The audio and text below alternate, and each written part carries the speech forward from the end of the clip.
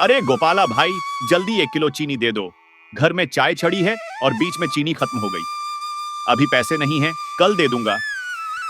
अरे रामलाल भाई, पैसे की चिंता क्यों करते हो? चाय अगर अधूरी रह जाए तो उसका मजा ही क्या। ये लो चीनी, जब हो सके तब दे देना। गोपाला भाई, सच में तुम्हारा दिल बहुत बड़ा है, वरना और दुकानदार तो पहले पैसे देखते हैं फिर सामान देते हैं। अरे भाई, गांव के लोग ही तो परिवार हैं। परिवार में हिसाब किताब थोड़े चलता है। ऊपर वाला देख रहा है, सबका हिसाब वही रखेगा। ग्रामवासी चला जाता है, तभी सीता बाहर आती है।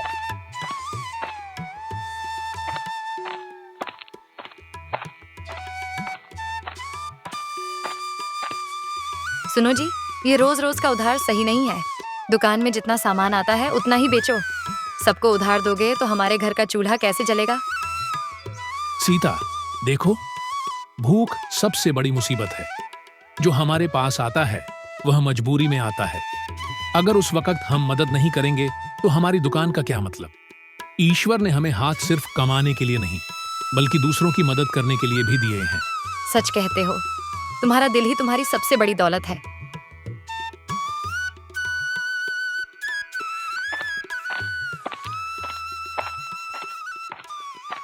लेकिन जहां अच्छाई होती है वहां बुराई भी सिर उठाती है। गांव का ही एक दुकानदार मधुकर गोपाला से जलता था। उसकी दुकान पर कोई नहीं जाता था और गोपाला की दुकान पर भीड़ लगी रहती थी। देख रहे हो, सब उस गोपाला की दुकान पर जा रहे हैं। मेरी दुकान पर एक मक्खी तक नहीं बैठती। वह सबको उधार पर बांध कर रखता है। ऐसा दिखावा करता है जैसे बहुत बड़ा धर्मात्मा हो। जी मालिक, और उसका एक खासियत है ना, सबको उधार देता है। आप भी दो, देखना लोगों को भीड़ जम जाएगा। पागल हो क्या? उधार देने से दुकान चलती है क्या? मैं तो बस देख रहा हूँ। ज्यादा दिन तक उसकी ये ईमानदारी नहीं चलने वाली। कैलाश, एक काम करो, मुझे बस एक ऐसे आदमी की तलाश है जो दिखने में तो बहुत मजबूर और बेबस लगे, लेकिन असल में हो एक नंबर का चालाक और बेईमान। कोई ऐसा जो उसकी दयालुता का फायदा उठाना जानता हो। मालिक, आप वही राजू की बात कर रहे हो ना? वही जो पिछले साल शर्मा जी की दुकान से उधर का सामान लेकर भाग गया था। हाँ, बिल्कुल सही पहचाना। हाँ, वही तो पूरा माहिर है इस काम में। उसे ढूंढो और कल सुबह तक मेरे सामने पेश करो। उसे अच्छा खासा इनाम दूंगा।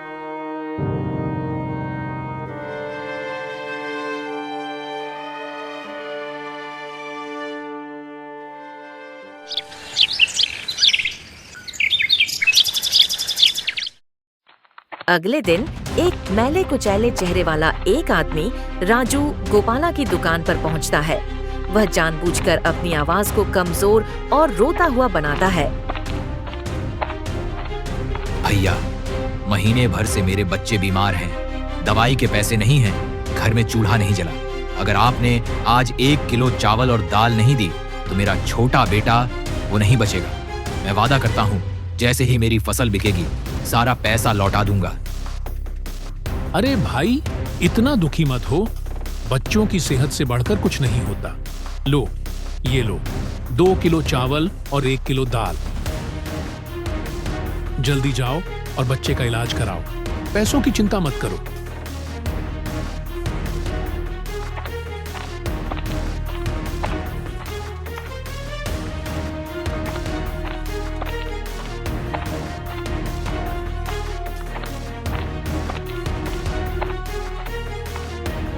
बहुत बढ़िया काम किया राजू। देखा कितना आसान है इस भले आदमी को बेवकूफ बनाना। ये रहा तेरा पहला इनाम। अब तू हफ्ते में 2-3 बार ऐसे ही अलग अलग बहाने बनाकर उससे उधार लेता रह। जितना ज्यादा सामान लेगा उतना ही जल्दी खुद लाचार हो जाएगा। जी मालिक, आप बिल्कुल फिक्र न करें, ये तो मेरा पेशा है।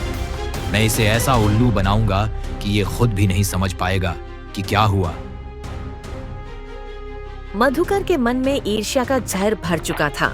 उसने तय कर लिया कि किसी भी हाल में गोपाला की इज्जत मिट्टी में मिलानी है।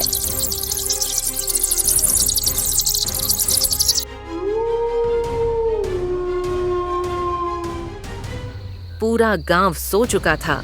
चौपाल पर सिर्फ झिंगुरों की आवाज थी। रात की काली चादर में एक छाया धीरे धीरे गोपाला की दुकान के पास पहुंची।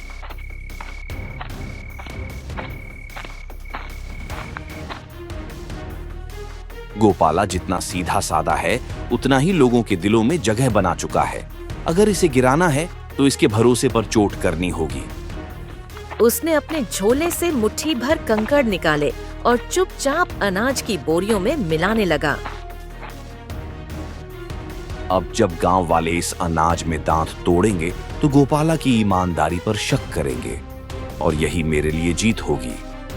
फिर वो अंधेरे में गुम हो गया, लेकिन उसके डाले हुए कंकड़ जल्द ही गांव में तूफान मचाने वाले थे।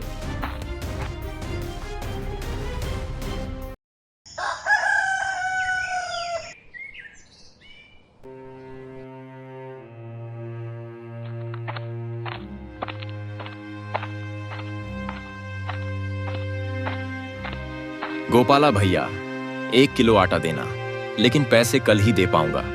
बच्चे भूखे हैं, अभी घर में कुछ नहीं बचा। अरे भाई, चिंता मत करो, यहाँ से कोई भूखा वापस नहीं जाता। लो, ये लो आटा। जब सुविधा हो तब पैसे दे देना। दुकान तो कल भी यहीं खड़ी रहेगी, लेकिन बच्चों का पेट आज ही भरना जरूरी है। गोपाला भैया, आप तो सच में भगवान का रूप हो। आपका एहसान मैं जिंदगी भर नहीं भूलूंगा। मुझे भी 2 किलो आटा देना तो।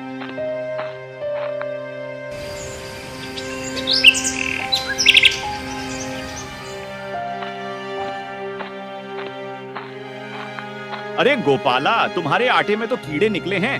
मेरी बीवी ने रोटी बनाई और आधी रात को बच्चों का पेट खराब हो गया। क्या कह रहे हो भाई? मैं तो हमेशा ताजा और साफ अनाज ही रखता हूँ। मेरी दुकान में ऐसी गलती कैसे हो सकती है? धीरे धीरे गोपाला के घर के आगे भीड़ जमा हो जाती है। मधुकर मौके पर पहुंचता है।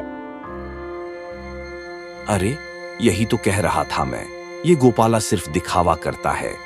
लोगों को मुफ्त में सामान देकर अपनी दुकान चमका रहा है, लेकिन असली चेहरा आज सामने आ गया। घटिया माल बेचकर गांव वालों की सेहत से खिलवाड़ कर रहा है। हाँ, हमें भी पिछले हफ्ते चावल में गड़बड़ी मिली थी। तब सोचा कि शायद गलती से होगा, लेकिन अब तो साफ है, ये गोपाला पूरा गांव को धोखा देते आज पकड़ा गया है। भाइयों बहनों, मैं कसम खाता हूं कि मैंने कभी भी मिलावट नहीं की। यह जरूर किसी की चाल है। मैं गांव का बेटा हूं। भला मैं अपने ही गांव वालों की सेहत से खेल सकता हूं? वाह, कितनी मिठास है तुम्हारी बातों में। लेकिन अब सबको सच्चाई पता चल गई। गोपाला, लोग तुम्हारे मीठे बोल में बहुत दिन फंसे रहे, अब तुम्हारे झूठ से पर्दा उठ चुका है। गांव के चौपाल पर अब गोपाला की चर्चा वैसी नहीं रही। लोग पहले की तरह भरोसे से उसकी दुकान पर नहीं जाते थे। गोपाला, जिसे सब धरती का भगवान कहते थे, अब सवालों के घेरे में था। सुनो जी, अब रोज कोई ना कोई उलाहना लेकर आ जाता है। दुकान खाली पड़ी है, ना बिक्री है ना पैसा। बच्चे भूखे सो जाते हैं। आखिर कब तक सहेंगे हम ये सब? सीता, मैं जानता हूं कि हालात हमारे खिलाफ हैं, पर झूठ की उम्र ज्यादा नहीं होती। सच्चाई को देर सवेर उजागर होना ही है। अगर आज मैं खुद पर से भरोसा खो दूं, तो वो गोपाला कभी का मर जाएगा, जिस पर गांव भरोसा करता था। लेकिन गांव वाले वही गांव वाले हैं जिनकी भूख मिटाने के लिए तुमने खुद भूखा रहकर उधार दिया था। आज वही लोग तुम्हें अपराधी मान रहे हैं। ये कैसी दुनिया है? दुनिया वही है सीता, बस वक्त बदल गया है। मेरा काम है अपना सच निभाना।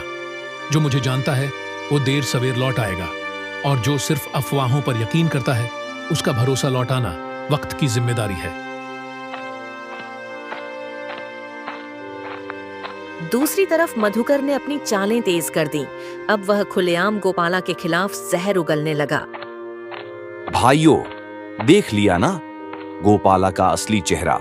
ऊपर से बड़ा साधु, अंदर से पूरा व्यापारी। मिलावटखोर है वो। औरतें बच्चों को लेकर रो रही हैं और वह हमें मीठी बातें सुना रहा है। आप लोग कब तक उसकी धोखेबाजी सहेंगे? बात तो सच है। अगर वो ईमानदार होता तो उसके अनाज में खराबी क्यों निकलती? लेकिन भाई साहब, गोपाल ने कभी किसी का छल नहीं किया। उसने तो हमें मुफ्त में भी अनाज दिया है। हमारा घर परिवार चलाए हैं भाई। अरे वही तो उसकी चाल थी, मुफ्त में देकर सबको अपना गुलाम बना लिया, और जब भरोसा जमा लिया तो घटिया माल देकर जेबें भरने लगा। सोचो जरा, अगर ये सच न होता तो लोग इसकी दुकान छोड़कर मेरी दुकान पर क्यों आते? मधुकर की बातों में जहर था और उस जहर ने कई दिलों को घायल कर दिया।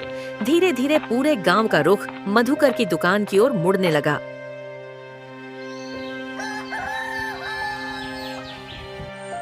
आखिरकार मामला गांव की पंचायत तक पहुंचा। चौपाल पर चौधरी जी बैठे थे और पूरा गांव जमा हो गया था। गोपाला, तुम्हारे खिलाफ गांव में कई शिकायतें आई हैं। कहते हैं कि तुम्हारे अनाज में मिलावट पाई गई है। पंचायत का फर्ज है सच जानना। तुम क्या कहना चाहते हो? चौधरी जी, मैं कसम खाकर कहता हूं कि मैंने कभी मिलावट नहीं की। मैं गरीब का बेटा हूं, भूख की पीड़ा जानता हूं। भूखे का निवाला छीनना मेरे बस की बात नहीं। यह सब एक षड्यंत्र है जो मुझे बदनाम करने के लिए रचा गया है। झूठ, सब झूठ। अगर ये इतना ही नेक है तो लोग इसकी शिकायत क्यों कर रहे हैं? क्यों सबको इसकी दुकान का अनाज बीमार कर रहा है? कोई धुआं बिना आग के उठता है क्या? हाँ चौधरी जी, हम तो यह भी सुन रहे हैं कि गोपाला सारा अच्छा माल शहर भेज देता है और गांव वालों को घटिया अनाज बेचता है। भाइयों बहनों, मैं आप सबसे पूछता हूं, क्या मैंने कभी किसी का पेट खाली रहने दिया? क्या कभी किसी से उसके हालात देखकर ज्यादा पैसे वसूले? अगर हां, तो आज ही मेरी दुकान बंद कर दीजिए। लेकिन अगर नहीं, तो मुझ पर इल्जाम लगाने से पहले अपने दिल से पूछिए, क्या गोपाला ऐसा कर सकता है? पंचायत गहरी सोच में थी। गांव बढ़ चुका था। कुछ लोग गोपाला पर भरोसा करते थे तो कुछ मधुकर के बहकावे में आ चुके थे। गांव वालों, गोपाला ने हमेशा भूखों को खिलाया, मुसीबत में सबका हाथ थामा। मैं कसम खाकर कहता हूं, ऐसा आदमी मिलावट कर ही नहीं सकता। ये सब उसे गिराने की साजिश है। झूठ बोल रहे हो हरिराम। ये बोरी सबूत है, इसके अंदर सड़ी हुई अनाज है। गोपाला ने ही इसे छिपा कर रखा था, अब पकड़ा गया। हाँ, बोरी मेरी है, मगर ध्यान से देखो, मुहर टूटी हुई है। जिसे मिलावट करनी हो वो खुद अपनी बोरी खराब हालत में क्यों रखेगा? सच तो ये है कि किसी ने जानबूझकर मुझे फंसाया है। गांव का गरीब लड़का रामू अचानक आगे बढ़ा। उसकी आवाज कांप रही थी, पर आंखें सच्चाई से भरी थीं। रुक जाओ सब लोग। इस गांव में कौन सच्चा और कौन झूठा, ये सब कुछ मुझे पता है। उस दिन रात को जो हुआ था, मैं सब कुछ देख चुका हूँ।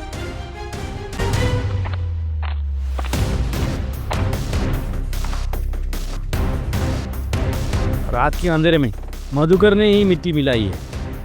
मैं डर गया था, इसलिए कुछ नहीं बोला, लेकिन अब चुप रहना पाप होगा। मधुकर, क्या रामू की बात सच है? झूठ है। ये लड़का गोपाला का पिट्ठू है, गरीब है, 2 पैसे में बिक जाएगा। गरीब हूं पर अपनी ईमान नहीं बेचा कभी। सच बोलना सीखा है, और सच यही है कि मिलावट मधुकर ने किया है। गांव वाले आपस में फुसफुसाने लगे। धीरे धीरे सबकी नजरें गोपाला की तरफ झुक गईं।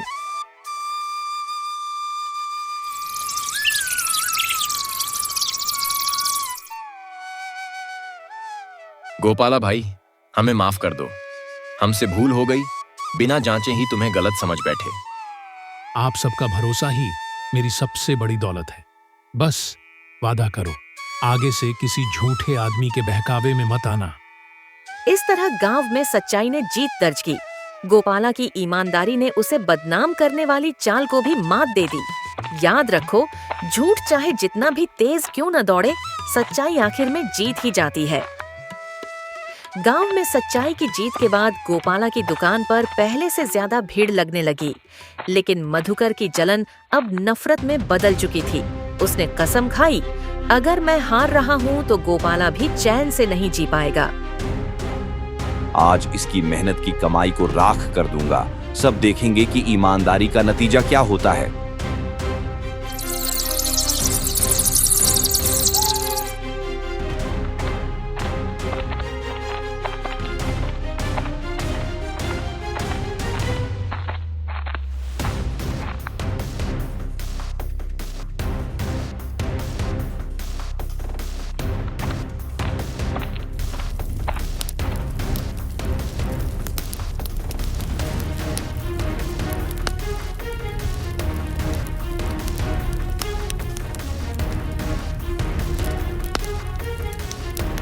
अरे आग! गोपाला की दुकान जल रही है। बचाओ, बचाओ!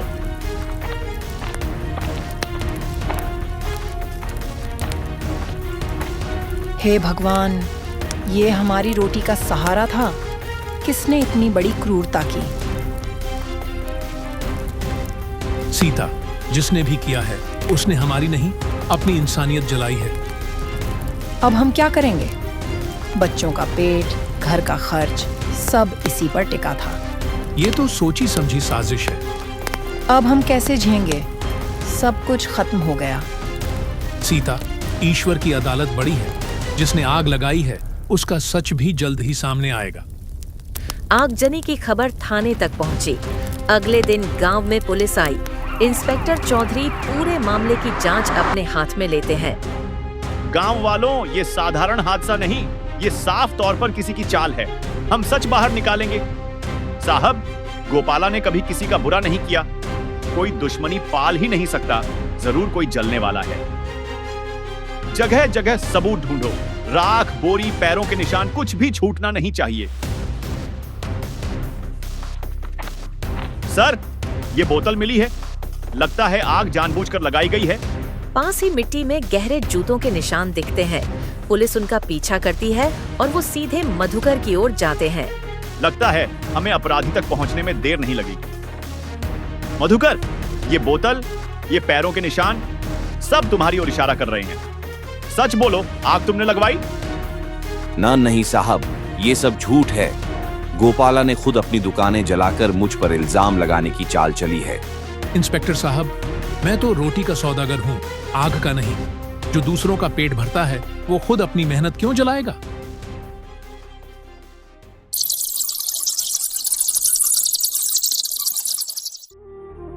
अब हम क्या करेंगे?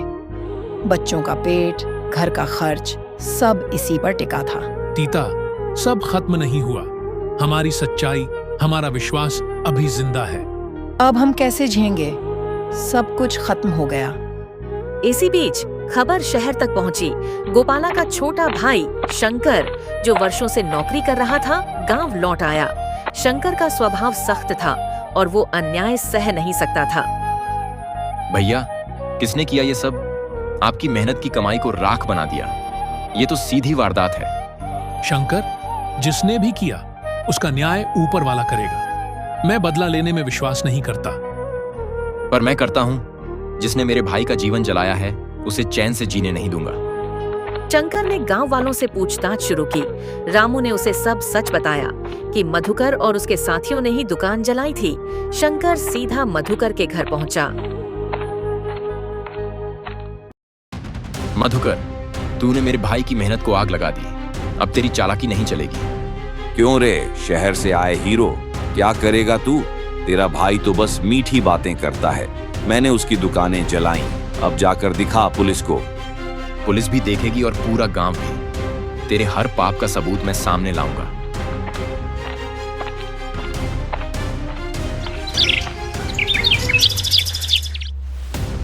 शंकर ने गांव वालों की मदद से राख में गिरे जूतों के निशान, बोतल के टुकड़े और राजू की गवाही जुटाई। सबूत लेकर वह पुलिस के पास गया। बहुत बढ़िया काम किया शंकर।